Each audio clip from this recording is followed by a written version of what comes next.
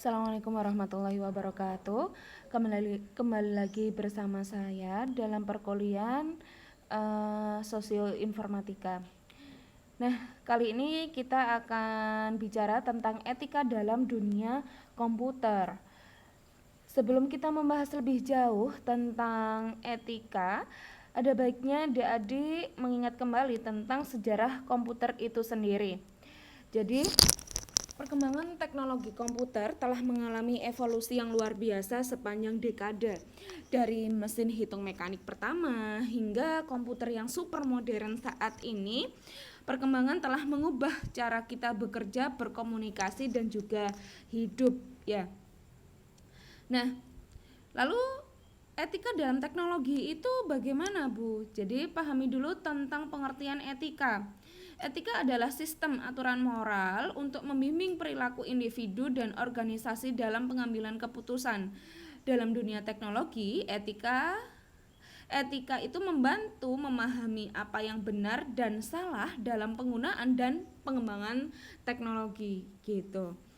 Nah, jadi etika adalah tentang nilai-nilai dan prinsip-prinsip moral yang membentuk perilaku kita. Jadi hubungannya sama moral, ya. Nah, ini mencakup konsep tentang kejujuran, keadilan, tanggung jawab, dan rasa hormat terhadap hak orang lain gitu. Lalu apa ya perbedaan antara hukum dan juga etika?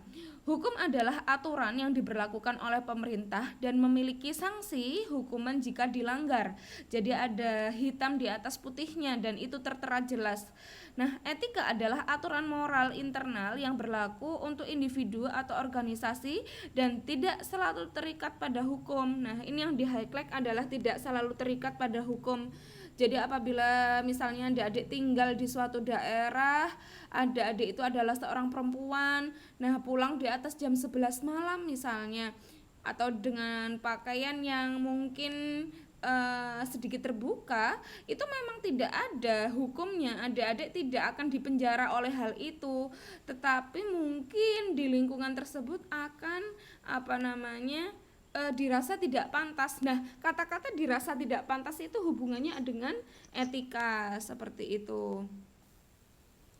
Nah, sekarang etika dalam perkembangan komputer. Bagaimana etika berperan dalam merancang, mengembangkan, dan menggunakan teknologi komputer gitu. Jadi misalnya dengan kemampuan programming adik-adik, tentu saja misalnya adik-adik develop aplikasi misalnya judi slot atau judi online itu ya, harusnya di situ ada beban moral tersendiri ya ketika develop itu gitu. Kira-kira pantas nggak, dampak positif negatifnya bagaimana, seperti itu. Pun ketika adik-adik membangun aplikasi semacam Kita Bisa, nah apa dampak positif yang dihasilkan ketika aplikasi tersebut launch.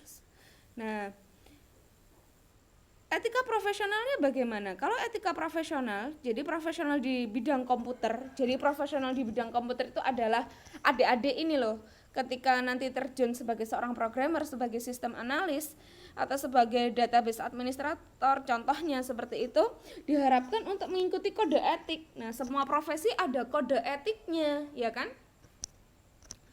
Semua profesi itu ada kode etiknya, termasuk kita sebagai orang-orang yang ahli di bidang IT. Nah, ini mencakup prinsip-prinsip seperti integritas, profesionalisme, dan menjaga kerahasiaan data. Nah, jadi ketika misalnya profesinya adik-adik sebagai seorang database administrator, di mana adik-adik bisa mengakses semua data penting. Nah, itu yang integritasnya dipertanyakan. Kuat nggak ambil data-data yang ada di hadapan adik-adik? Apa mau dijual ke pinjol atau bagaimana? Nah, itu ya yang maksud saya daripada integritas dan profesionalisme. Nah, lalu tantangan etika dalam dunia digital itu apa saja sih, Bu? Nah, tantangan etika modern termasuk dengan privacy online, lalu kebijakan data dan dampak media sosial itu sendiri terhadap kesehatan mental. Nah, yang pertama adalah privacy online ini loh.